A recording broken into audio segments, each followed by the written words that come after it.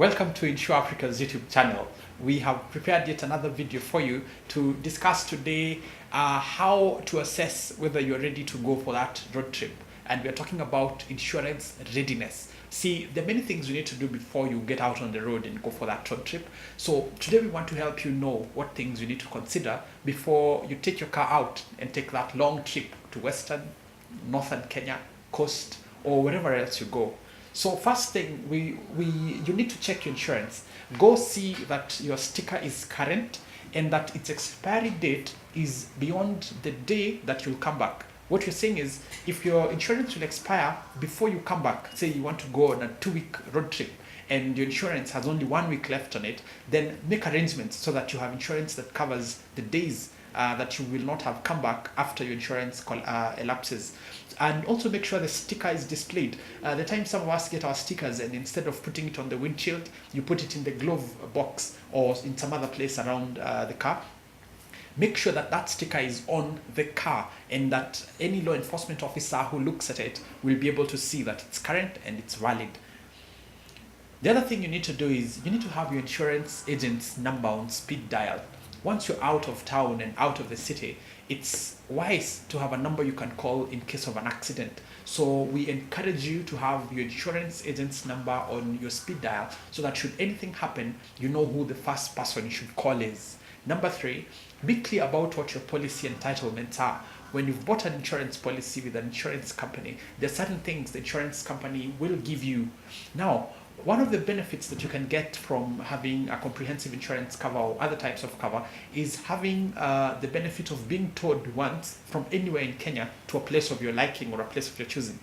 So if you know that you're entitled to a tow and your car stalls somewhere in Chitwandei or way past there, probably in Taveta also, you can actually call your insurance company and they'll arrange for your car to be towed back to the city, to a garage of your choice, on your cover.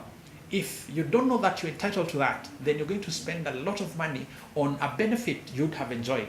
So take another look at your policy documents and understand the benefits that you have as an insured person with that particular company so that in case you fall into trouble on your road trip, you're able to get back something from the insurance company.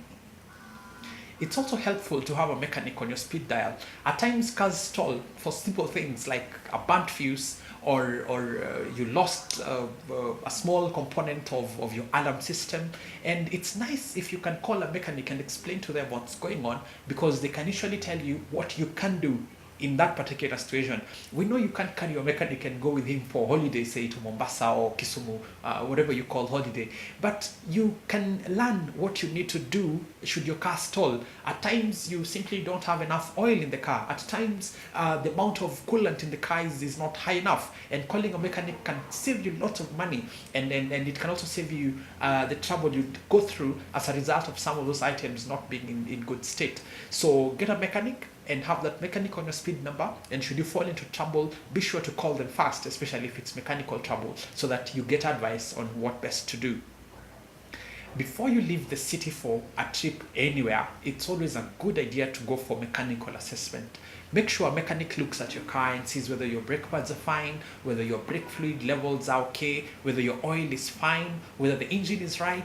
Just get someone to assess the car mechanically to make sure that it's working fine, because if you don't, you could end up in trouble because of a mechanical breakdown, and you don't want to have a problem which could have cost you just a bottle of oil or so in Nairobi, the problem occurring 400-500 kilometers from here, where you have no idea where to get help from. And finally, carry a flashlight, a notebook, and a pen with you at all times.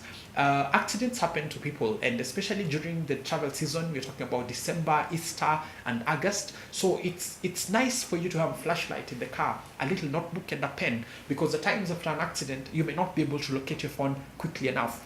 You need that to take details of the other guy's insurance. You need to take details of the other person's, name and number, probably the number plate of their car, should you be involved in an accident. So carry those things so that if you need them, you have them. After all, they're better to have and not need than need and not to have. Thank you so much.